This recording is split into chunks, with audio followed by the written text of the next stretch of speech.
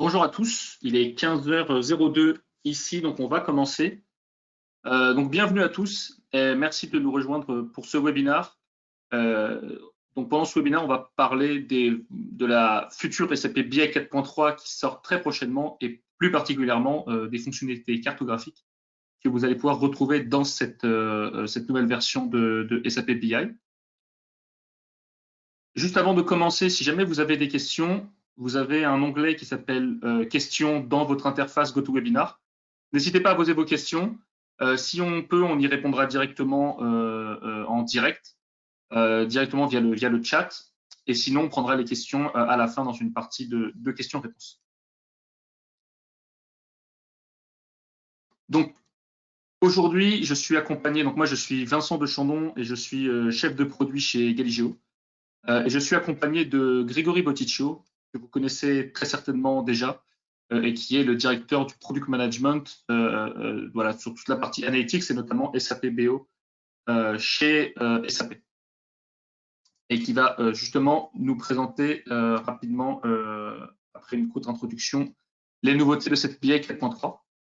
Donc l'agenda pour aujourd'hui, comme je le disais, on va commencer par une overview de SAP BI, de cette nouvelle version, la 4.3, pour rappeler voilà, les grandes nouveautés, les grands changements, également les grandes directions que cela implique pour l'outil historique chez SAP, et aussi bien sûr rappeler la date de sortie toute prochaine.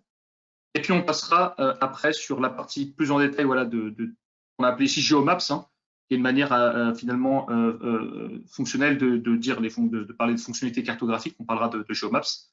On décrira un petit peu les différentes options qui vous seront disponibles dans la 4.3, mais aussi dès aujourd'hui en 4.2. Ça passera évidemment par une démonstration produit juste après. Et on finira par un comparatif entre voilà, les GeoMaps natives et les GeoMaps disponibles sous forme d'extension dans cette BI 4.3. Et on finira par des questions-réponses. Et donc, Grégory, je vais te laisser la main pour introduire cette 4.3.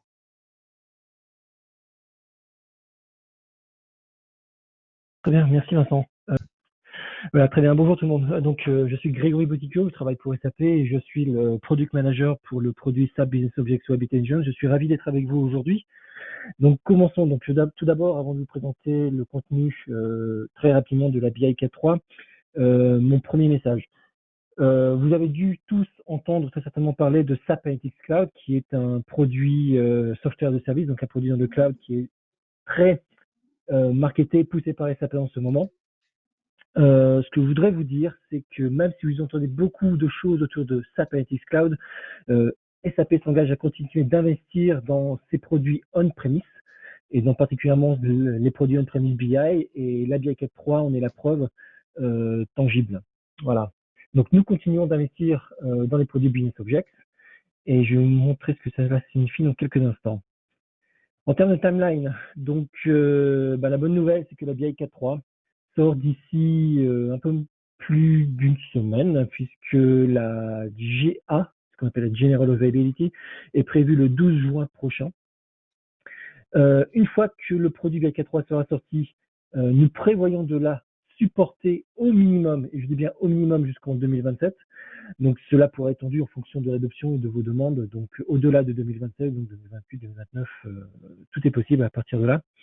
Et entre la GA et la fin de ce support, nous continuerons d'innover dans la BI 4.3. Nous prévoyons déjà un service pack 1 pour fin décembre, et d'autres service packs suivront dans les années qui suivent, donc service pack 2, service pack 3. Et nous continuerons d'introduire des innovations dans chacun de ces service packs. Alors maintenant, la BI 4.3, très succinctement. Donc nous avons travaillé sur 3 thèmes principaux pour cette BI 4.3. Le premier thème, l'hybride. Alors qu'est-ce que ça veut dire? Comme je vous l'ai présenté tout à l'heure, nous avons une offre cloud représentée par SAP Analytics Cloud, et qui est un produit dans lequel qui est un produit que nous recommandons à nos clients qui ont une stratégie cloud, mais la plupart d'entre vous, vous êtes tous en premise, c'est un fait, c'est même évident, puisque la suite Business Objects est une offre on-premise.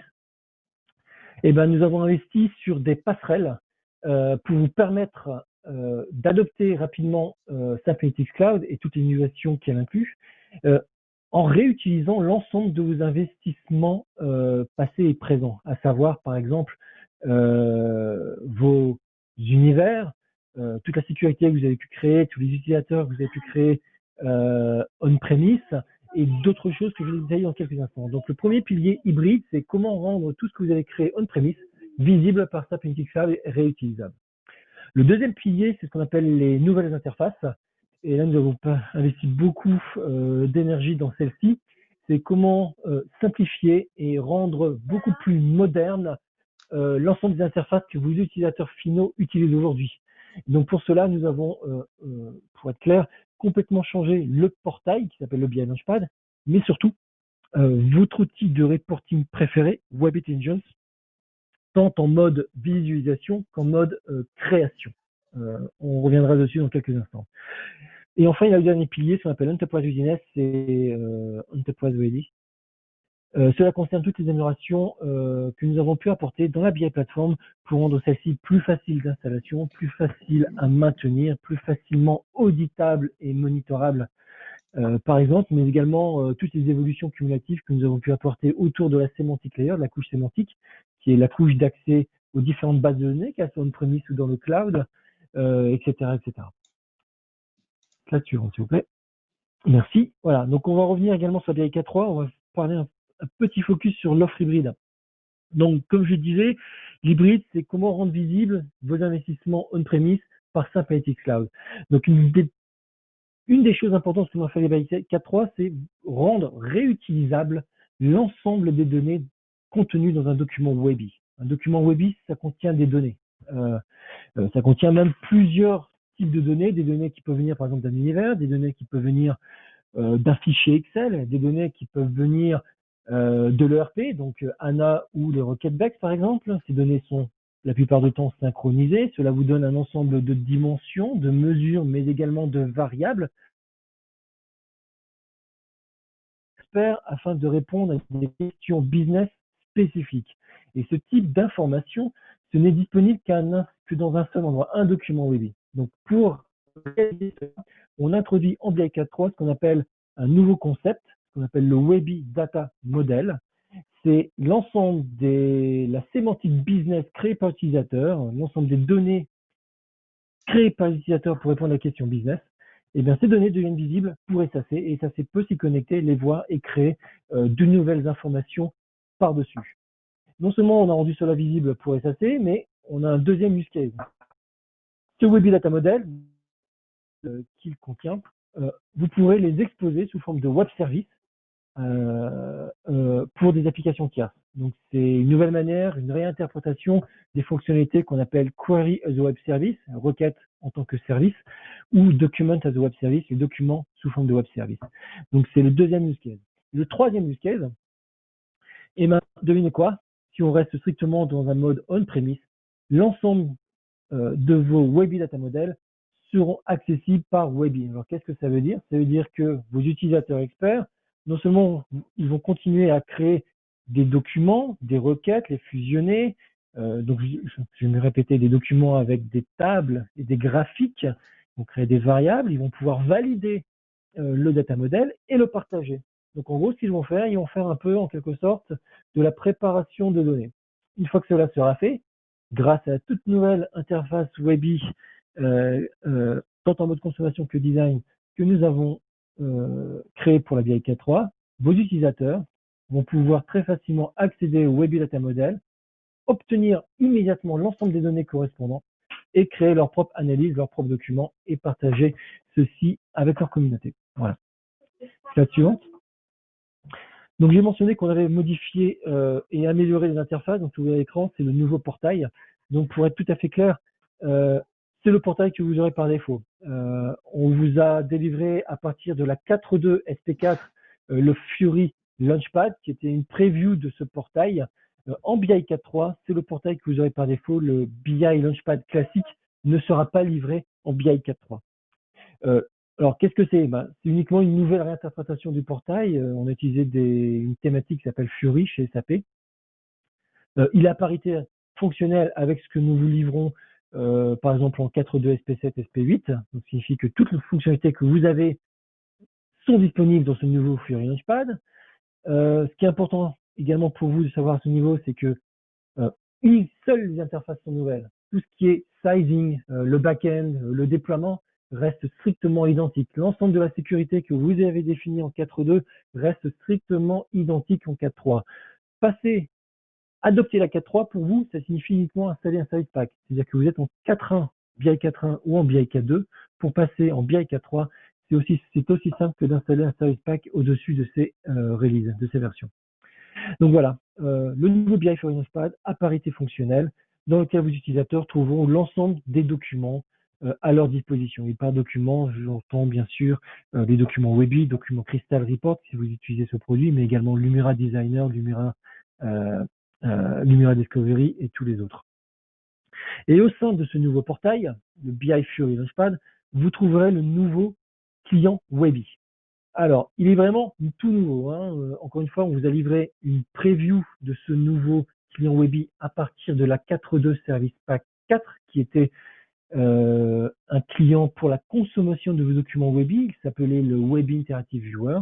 En 4.3, ça devient par défaut. Non seulement ce client Webby vous permet de visualiser l'ensemble de vos documents Webby existants. Le document Webby ne change pas en lui-même, uniquement l'interface change, mais en plus, on lui adjoint l'ensemble des capacités de création, de design de documents Webby. Et tout cela nous donne le nouveau client Webby.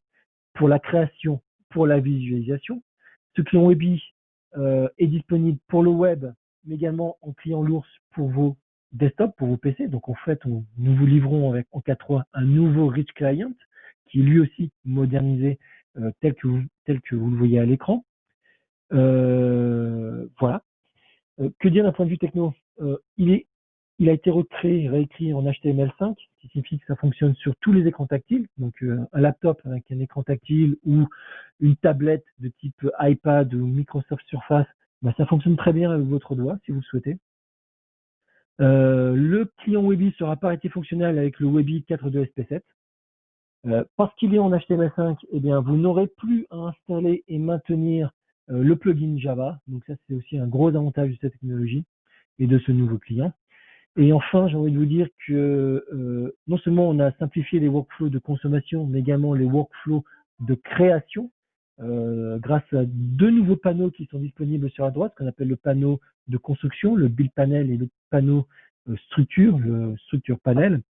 Tout cela vous donne un peu un mode trial, jeu. Ça signifie que vos utilisateurs, normalement, devraient comprendre instinctivement comment fonctionne l'outil et par juste de test and error, c'est-à-dire j'essaie, je fais des erreurs, mais je me corrige parce que l'outil me permet de comprendre très exactement ce que je fais. Vos utilisateurs vont de manière très rapide comprendre comment fonctionne celui-ci. En plus, pour tout ce qui est aspect formatting, qui était un peu une tâche un peu difficile jusqu'à présent, on a rendu tout cela contextuel, ce qui signifie que quand je veux formater une table ou quand je veux formater un graphique, on expose à l'utilisateur uniquement les capacités de formatting qui sont disponibles dans le contexte de sa sélection, ce qui rend les choses beaucoup plus simples et intuitives. Tout ensemble, ce qu'on a voulu faire, c'est de vraiment booster l'autonomie de vos utilisateurs finaux. On veut que vos utilisateurs deviennent vraiment des créateurs de rapports et pas seulement des consommateurs.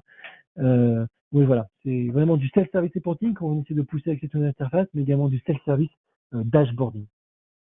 Et on espère que cette nouvelle interface, ce nouveau client, la BI4.3, vous permettront d'atteindre de ce but qui reste un objectif assez important pour de nombreuses compagnies. Voilà, très succinctement, la BI 4.3. Si vous voulez en savoir plus, il y a déjà des choses, des webinaires qui traînent un peu partout sur le web, même des présentations. Vous encourage vraiment à aller jeter un œil. Il y a plein de surprises. Voilà, merci de votre attention. Merci Grégory, merci pour cette présentation riche qui rappelait évidemment les grandes fonctionnalités de cette 4.3 qui, je le rappelle, sort dans un peu plus d'une semaine. Donc voilà, à vos, il faudra être attentif sur le Download Center. On va passer maintenant évidemment à la partie GeoMaps. Assez rapidement avant de passer dans les démonstrations produits. Alors pourquoi est-ce que les GeoMaps c'est important? Ça permet déjà de trouver plus rapidement des insights et de quelle manière en superposant différentes couches d'informations on va appeler géographiques. C'est-à-dire que dans vos données, vous avez certainement voilà, différentes informations, différentes dimensions, dont certaines peuvent se positionner sur une carte. Et en combinant toutes ces dimensions-là, vous allez être capable voilà, d'accéder à des nouveaux insights et détecter des tendances grâce à la partie spatiale de vos données, qui n'est pas possible d'accéder avec des, on va dire, des graphiques qu'on pourra qualifier de standard. Ça va aussi améliorer l'expérience utilisateur. En fait, on a l'habitude de manipuler des cartes tout le temps. Vous regardez la météo, vous regardez une carte, vous appelez, vous commandez un taxi sur Uber, ça se fait via une application cartographique. Donc, amener ces géomaps sur vos rapports va permettre voilà, d'améliorer l'expérience utilisateur, de favoriser l'adoption aussi de l'outil et des rapports que vous faites, et favoriser aussi la communication et la restitution de l'information que vous voulez faire passer. Et bien entendu, ça va vous permettre de prendre des décisions plus rapides, parce que vous aurez ce côté spatial qui, évidemment, parfois est primordial quand vous voulez répondre à certaines questions. Et derrière, ce qui est censé amener, bien sûr, une exécution opérationnelle qui va être mieux maîtrisée. Alors, que peut-on entendre des geomaps? Plutôt, on va dire, fonctionnellement parlant. Bien entendu, il y a une partie visualisation qui est très importante. Représenter ces données de différentes manières, sous forme de symboles, avoir sa propre symbologie, sous forme de choroplètes, avec des analyses qui peuvent être simples, c'est-à-dire avec une seule mesure ou bivariées, mélanger deux ou même voire plus de mesures sur une maille géographique, par exemple, je ne sais pas, la commune, le département, la région, le quartier d'une ville, si vous travaillez dans cette ville-là, etc. Ou même voilà, visualiser les choses voilà, sous forme de cluster, capable d'agréger cette donnée visuellement, et de passer après une partie plus analytique, qui va là comprendre des fonctionnalités qui vont être fonctionnalités de type sélection spatiale, c'est-à-dire être capable spatialement d'extraire de la donnée, de dire bah, je veux sélectionner uniquement, je ne sais pas, les personnes qui vivent à moins de 5 km d'un hôpital, voilà, pour rester un petit peu dans l'actualité avec le coronavirus. Faire des séries spatio-temporelles, voir comment les choses se comportent à travers le temps et aussi à travers l'espace, et donc être capable de voir sur une carte comment les données ont évolué avec le temps. Comme je le disais tout à l'heure, être capable de filtrer et d'extraire cette donnée, évidemment, et de dégager des grandes tendances, par exemple en transformant vos données sous forme de carte de chaleur. Bien sûr, il y a la partie opérationnelle, qui aussi est importante, c'est-à-dire parfois on a des données, parfois on n'en a pas. Il faut passer par un processus de géocodage pour rendre les données géographiques. Quand vous avez des adresses, il faut les transformer en coordonnées latitude et longitude. Vous avez des codes INSEE, il vous faut un découpage de communes associées pour pouvoir les afficher sur une carte. Et vous allez après pouvoir faire des choses, parfois même sur le terrain, du calcul d'itinéraire, utiliser des outils collaboratifs, importer des données à la volée. Tout ça pour enrichir vos analyses, pour mener à bien répondre à toutes vos questions. Alors, quelles options dans SAP BI? Vous avez évidemment les geomaps natives qui étaient déjà disponibles depuis la 4.2 et qui sont évidemment de la partie en 4.3 et qui ont un peu évolué. On va vous présenter ça juste après. Mais il y a aussi la possibilité d'utiliser des extensions cartographiques qui vous seront présentées également et qui s'intègrent très simplement via ce qu'on appelle des custom elements qui existaient déjà à partir de la 4.2 SP3 qui permettent de très simplement d'intégrer en fait des visualisations tierces dans vos outils Webby et notamment, comme on va le voir ici, des extensions cartographiques. Donc, on va passer à la démonstration produit. Juste avant de commencer cette démonstration, je vais passer un petit sondage. Donc, sur votre écran, vous allez voir un sondage apparaître. Il faudra juste cliquer voilà, pour répondre pendant que je prépare les démos et puis je vous reprends juste après. Donc, je démarre le sondage maintenant.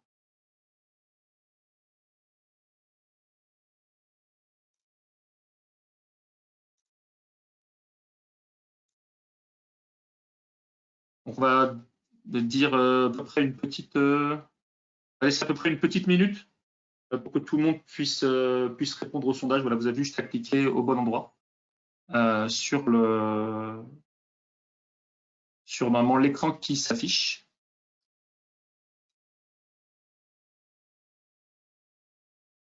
Je vais laisser encore 30 secondes pour laisser à tout le monde le temps de répondre.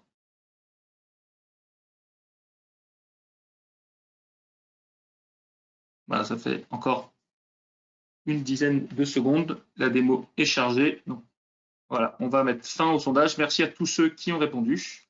Et puis, on enchaîne sur la démo. Alors, on est de retour. Donc, normalement, vous devriez voir ici la 4.3 en arrière-plan à la place du sondage. Donc, pour cette présentation, donc là, ce que je vais vous présenter, ce sont les geomaps natives. On va prendre un use case simple, hein, qui va être ici le suivi de KPI. Hein. Vous avez des KPI financiers, mais finalement, la plus important, voilà, c'est le suivi de mesures. Et on va voir comment est-ce qu'on peut suivre ces indicateurs au niveau régional et départemental. Donc, on voit ici, on a des données de chiffre d'affaires, de taux de croissance par région, par département. Et la première étape, ça consiste à rendre géographique les bonnes dimensions. Donc, j'édite ma dimension géographiquement.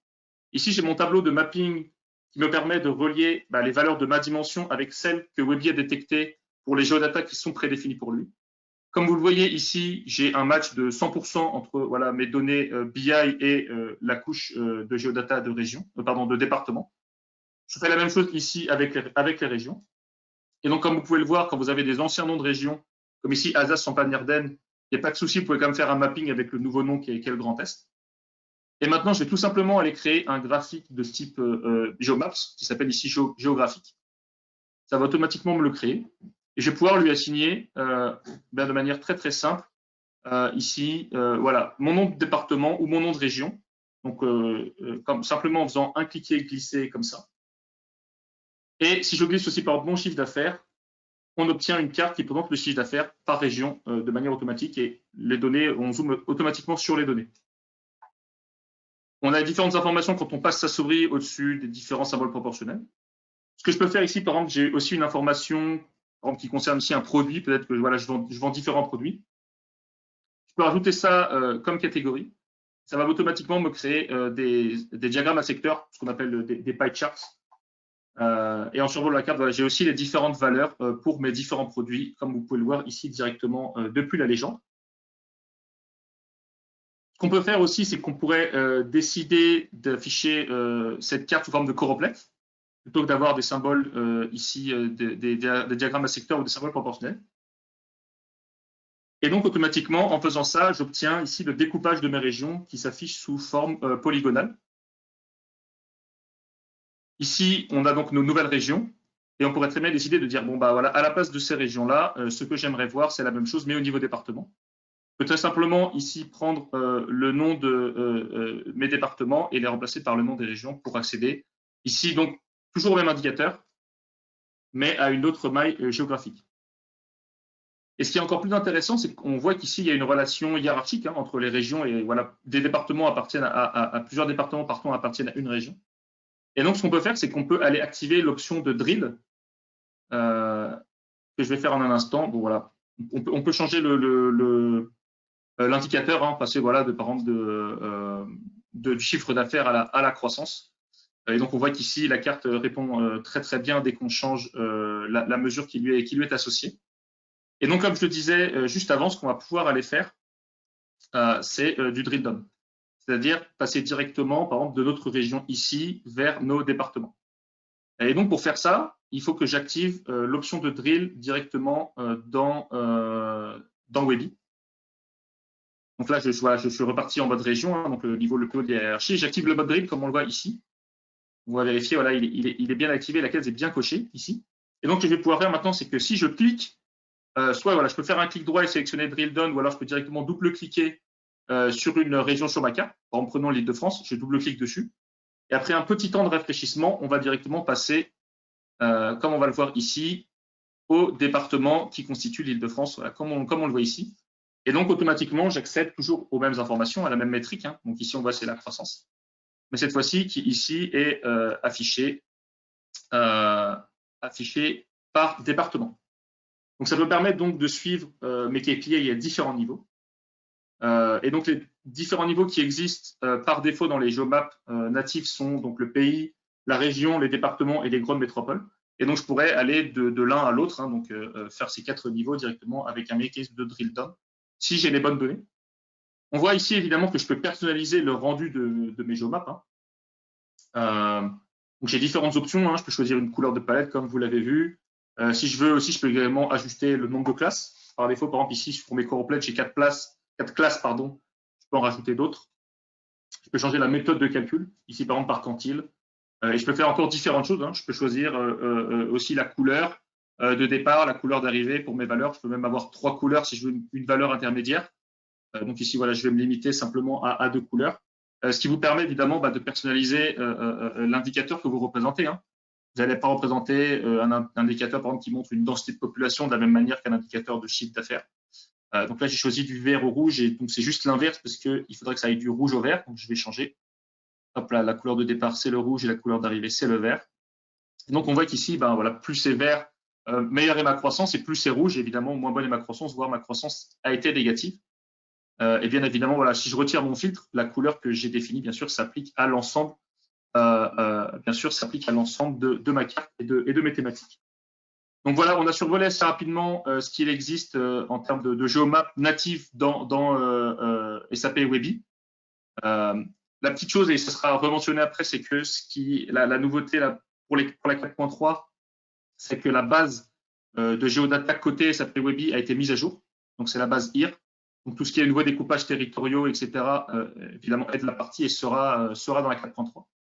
Et je vous propose maintenant de passer à une autre démonstration qui va vous présenter ici une géomap, qui va vous présenter une géomap Galigeo, donc une extension tierce qui s'intègre directement à Webi.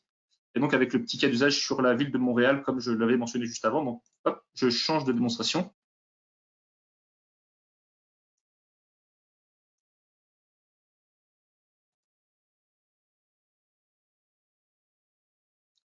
Alors, nous voilà revenus sur une autre démonstration, donc toujours la même interface, hein, toujours la vieille 4.3. Donc pour cette démo là, en introduisant, donc je vais créer ici la géomap Galigeo directement pour vous montrer. Hein, c'est de la même manière, pas besoin de sortir de l'interface. Ça se crée directement depuis l'interface Webi et on ajoute nos données exactement de la même manière que ce qu'on le ferait pour une géomap native. Donc juste en introduisant un peu de contexte pendant que je fais tout ça. Donc en fait, on a créé cette démo suite à un article que j'ai lu dans The Guardian, hein, qui est un journal britannique qui est évidemment qui est très célèbre, et qui parlait d'une crise que traverse la ville de Montréal au Canada, parce qu'elle connaît en fait une résurgence de nouveaux cas de coronavirus qui s'est produit la semaine dernière et la semaine d'avant, alors même qu'il y avait une réduction forte dans tout le Québec du nombre de personnes atteintes après plusieurs mesures de confinement. Et ces mesures ne semblent affecter que la ville de Montréal en particulier. Donc on a décidé, voilà, avec les différentes données qui étaient à notre disposition, de creuser un petit peu, de voir ce qui se passait, et je vais essayer d'un petit peu de vous raconter ce qu'on a découvert. Donc ce qu'on peut observer dans cette vue initiale, hein, que vous voyez ici, donc évidemment je suis allé un peu plus vite pour la création de ma carte. Donc on voit ce qu'on voit ici, c'est qu'on a le nombre total de cas de personnes qui ont été contaminées par le Covid-19 par arrondissement dans la ville de Montréal. Donc affiché sous forme de choropleth. Et ce qu'on peut faire, c'est que voilà, en jetant simplement un simple coup d'œil, ici j'affiche la même chose mais sous forme de carte de chaleur, c'est qu'on a une vue patchwork. C'est-à-dire qu'on voilà, n'arrive pas vraiment à dégager une tendance dans ce qu'on voit. Et ce qui est très intéressant, c'est qu'ici, comme on a des données qui sont agrégées par semaine, on va pouvoir créer une série temporelle qu'on va segmenter par semaine. Donc voilà, je vais juste mettre la vitesse d'animation un tout petit peu plus lentement pour que tout le monde voit bien. Donc, voilà, normalement, c'est parti. Donc l'animation commence à la 13e semaine de cette année, hein, qui correspond au 17 mars, donc à peu près voilà, le début du confinement chez nous. Et donc au cours des premières semaines, on voit qu'il y a une propagation du virus un peu partout dans la ville, puis c'est suivi par une période d'accalmie. Et puis, ce qu'on va pouvoir se rendre compte, voilà, notamment sur la semaine qui arrive juste maintenant, c'est que on a une résurgence de nouveaux cas qui arrivent d'abord par le nord de la ville et puis qui se propagent après dans le nord et l'est. On va pouvoir le voir juste après. Voilà. Donc on peut mettre en évidence très facilement lors de cette série temporelle cette résurgence de nouveaux cas. Donc la résurgence vient des quartiers nord de la ville et se sont propagés vers le sud-est, donc qui correspond évidemment à l'avant-dernière semaine chez nous. Donc c'est vraiment intéressant puisqu'à ce stade, on va être capable d'aller plus en profondeur et ajouter des nouvelles données pour essayer de mieux comprendre et essayer de trouver des corrélations entre ce qui s'est passé. Donc ce que je peux faire déjà, c'est que je peux activer mes filtres pour travailler ne serait-ce que sur les 2 dernières semaines, par exemple. Donc on voit que ça a rafraîchi aussi mon graphique en haut, donc il y a de l'interaction entre la carte et les autres graphiques. Et ce que je vais faire ici, c'est que je vais afficher le revenu médian par foyer, et tout ça par quartier dans la ville de Montréal. Donc c'est des données que j'ai trouvées de manière publique, hein, sur le portail Open Data de la ville de Statistique Canada, du site Statistique Canada. Et donc si je tourne, donc là j'ai mis ma couche d'information sur le revenu médian donc en mode on pour l'avoir. Je peux utiliser un mécanisme de filtrage très rapide directement depuis la légende ici pour n'appliquer que les quartiers qui ont les revenus les plus faibles par ménage. Et donc, on voit qu'elles sont localisées directement dans le nord de la ville. Et si on réaffiche la carte de chaleur, on voit déjà une corrélation visuelle entre les nouveaux cas et les quartiers où voilà, le revenu médian est le plus faible. Et ce que je peux faire, c'est que je peux même aller plus loin et superposer un autre indicateur ici qui est la densité de population. Donc là, qui est affiché sous forme de string. Affiché sous forme de string. Je vais passer sur un fond de carte voilà, un peu plus foncé pour qu'on voit bien ce qui se passe. Donc là, on a la densité de population. Je vais le mettre un peu moins transparent. Et de la même manière, directement depuis la légende, je vais venir filtrer ma carte. Et donc, on voit qu'il y a une nette corrélation ici entre la densité de population et les quartiers qui sont, entre guillemets, voilà, les moins riches. Et donc, évidemment, c'est les quartiers où il y a le plus d'habitants qui y vivent. Et donc, de la même manière, si je remets ici les nouveaux cas, on voit voilà, clairement que c'est corrélé. Donc, évidemment, on pourrait se dire densité de population plus voilà, faible revenu égale nouveau cas. Ce n'était pas forcément une évidence parce que ce n'était pas le cas, en tout cas, au début de l'épidémie. Mais c'est ce qui s'est semblé se produire dans les dernières semaines. Et donc là, on observe vraiment ici une corrélation pour cette résurgence qui semble vraiment s'opérer dans les quartiers qui est la plus haute densité de population, qui est combinée évidemment là où se trouvent les ménages à faible revenu. Et donc, ça nous donne un très bon aperçu des populations qui sont actuellement les principalement affectées, donc les principalement à risque. Et donc, ce qui est intéressant maintenant, c'est qu'on peut profiter du fait que ces données soient spatialement au même endroit, même si elles n'ont pas d'attributs en commun. Après, évidemment, leur remplacement, leur côté spatial, pour créer des mesures à la volée. Et donc là, ce qui change avec, on va dire, les variables standards de Webby, c'est que vous allez pouvoir mélanger des jeux de données qui n'ont rien à voir entre eux, qui n'ont pas de champ commun, et qui ont spatialement, qui en fait se situent au même endroit spatialement. Donc là, par exemple, on va calculer quelque chose de rapide à la volée pour évaluer la probabilité d'être infecté si je vis dans tel ou tel quartier de la ville. Donc j'entre ma formule voilà, très rapidement. Donc je prends la densité de population que j'ai multiplié par le nombre de nouveaux cas et que je vais diviser par le nombre de nouveaux cas et que je multiplie le tout par 100. Et donc ça va me créer une nouvelle mesure à la volée qui sera accessible dans la carte et qui va me permettre de voir d'avoir ce nouvel indicateur disponible. Donc je vais faire OK ici et une fois que c'est bon, je vais sauvegarder. Et donc on voit ici, donc ça sera disponible dans la fiche info qu'on voit ici à droite, qui résume un petit peu tout ce que j'ai disponible. Et on voit qu'ici j'ai mon nouvel indicateur qui est disponible, donc voilà, qui a on va dire une sorte de ratio. Et donc on voit que là il est de 0,079, alors que si je clique sur un autre endroit de la ville, par exemple plus au sud, sur un quartier qui était plus au sud et donc a priori qui a été moins touché. Je vais cliquer sur 1, par exemple, on voit qu'on a ici le même indicateur qui indique ici 0,005. Donc, ce qui montre que théoriquement, on a 16 fois moins de chances de tomber malade tout de suite maintenant du coronavirus si on habite dans le sud que dans le nord. Et donc, on a été capable de faire ça directement en combinant des analyses spatiales sur la carte. Et donc, évidemment, je pourrais utiliser après cette nouvelle métrique pour en refaire un choroplète, etc., etc. Elle était disponible dans la fiche info, mais elle pourrait être disponible, bien sûr, aussi sous forme de thématique. Alors, pardon, on peut se demander, voilà, quelle autre donnée de localisation on peut utiliser pour aller plus loin dans l'analyse.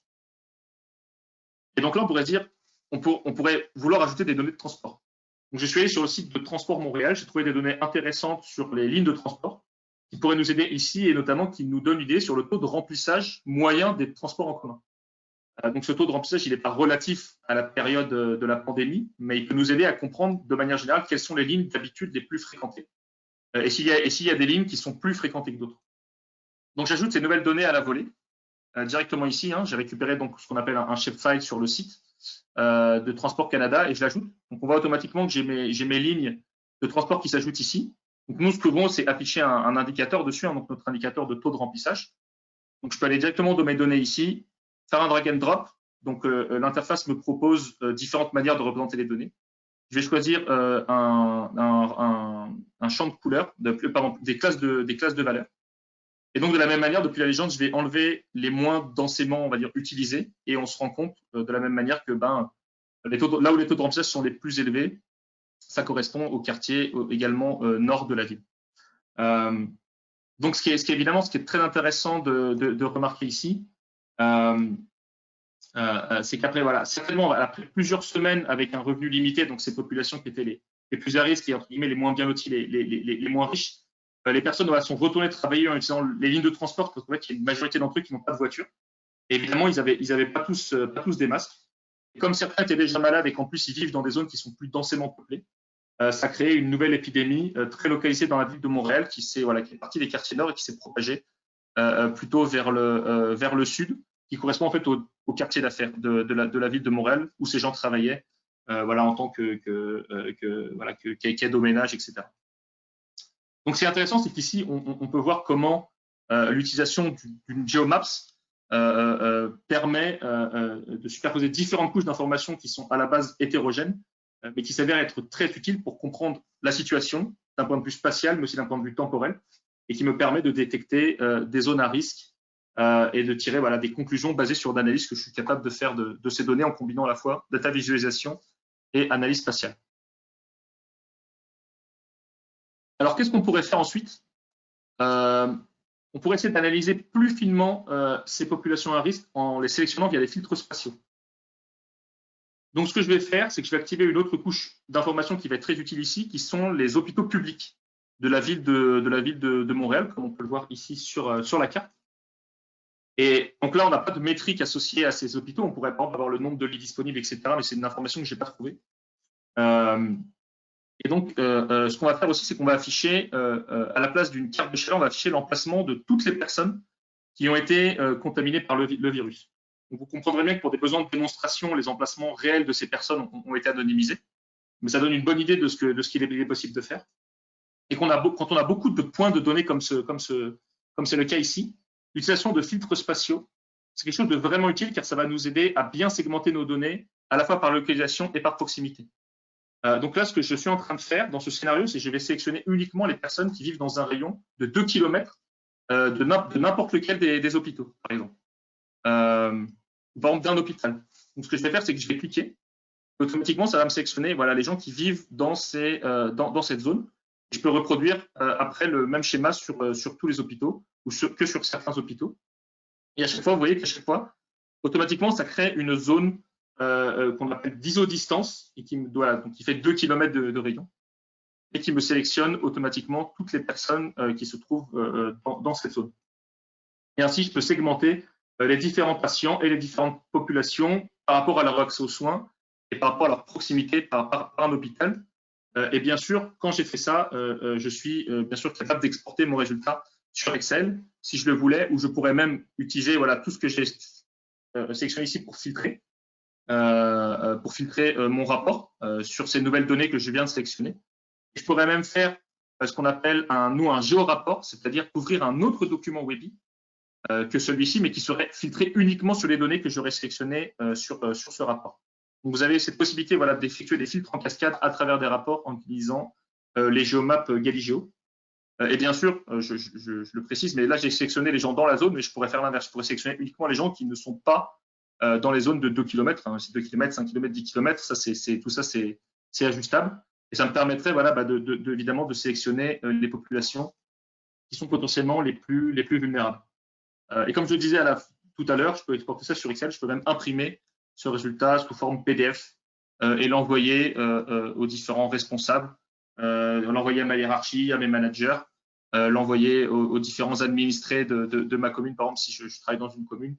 De manière même automatique, il est possible d'utiliser le scheduling présent dans Webi pour faire ça de manière automatique.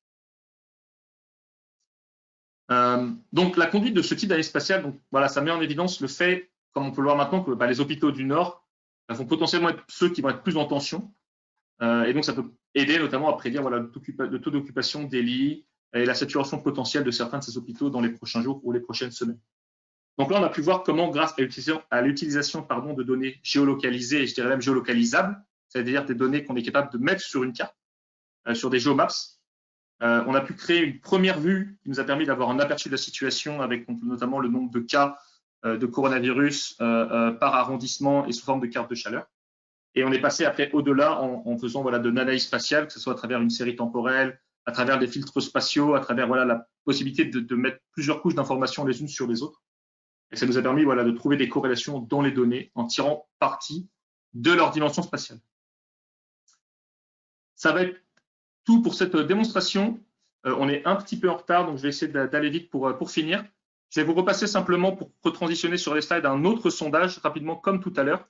Donc de la même manière, voilà, n'hésitez pas à y répondre et voilà, je laisse ça une trentaine de secondes et je repasse sur les quelques slides que j'ai avant de conclure. Merci.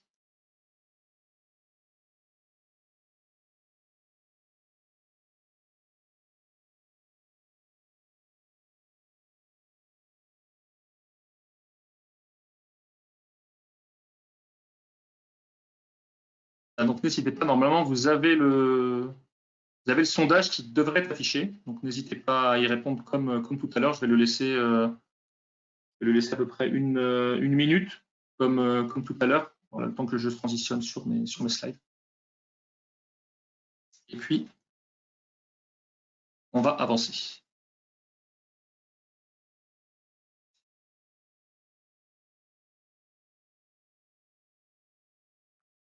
Donc voilà, encore une dizaine de secondes. Vous êtes beaucoup à répondre. Donc encore à peu près une dizaine de secondes et on va retransitionner sur les slides.